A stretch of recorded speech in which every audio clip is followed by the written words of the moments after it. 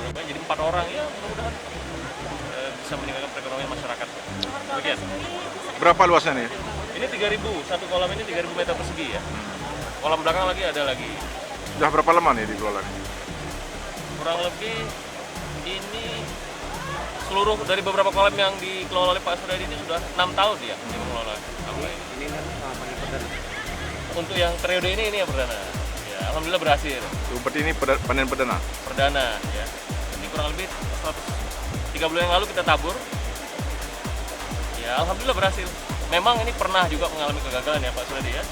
Dan ya namanya berusaha kan pasti ada gagal berhasil, tapi ini beliau ini ulet sehingga berhasil. Alhamdulillah. Kalau harga gimana Pak Suryadi ya? Turun atau Kalau harga dari cuma kalau udang ini sementara pasarnya masih di pasar. Ini jenis udangnya udang windu ya. Windu. Windu. Ini Kalau berapa? yang itu udang faname. Ini berapa sekilo sekarang udang Windu? Ah, Pak Suryadi bisa jawab nih. Kalau untuk sekarang kita bertahan di harga 80.000. Bisa 30.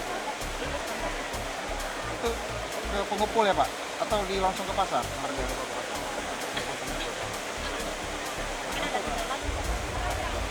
Kalau kendala banyak. Rezeki. Nah, kembali tadi kemarin ada permintaan meningkat ke luar negeri. Negara mana nih yang meningkat ke permintaan?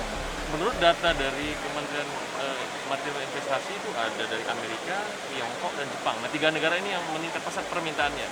Karena di masa pandemi, India sebagai pengekspor udang utama menurun produksinya, maka permintaan meningkat. Nah, Indonesia berencana untuk menggenjot ekspor udang, udang windu, udang faname.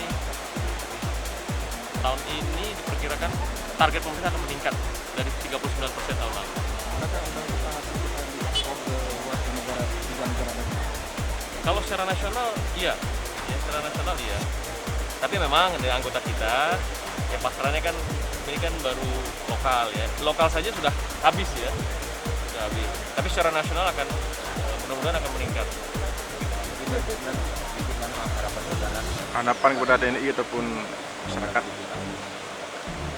Jadi memang saya berharap para prajurit kita juga di sela-sela waktunya, tugasnya bisa memanfaatkan waktu kosong untuk tugas yang produktif ya. Contohnya ini, kemudian ada juga anggota kita yang bertani di Gaya Luas itu ada beternak babinsa, beternak ayam daging yang mempekerjakan pemuda lokal yang tidak memiliki pekerjaan sehingga meningkatkan perekonomian juga. Di 1 bulan bisa untungnya saja bisa 7 juta itu seorang babinsa. Sambil dia mengajari pemuda situ ini cara beternak. Ada lagi yang berkebun, contohnya apa itu cabai. Masuk ada liopok.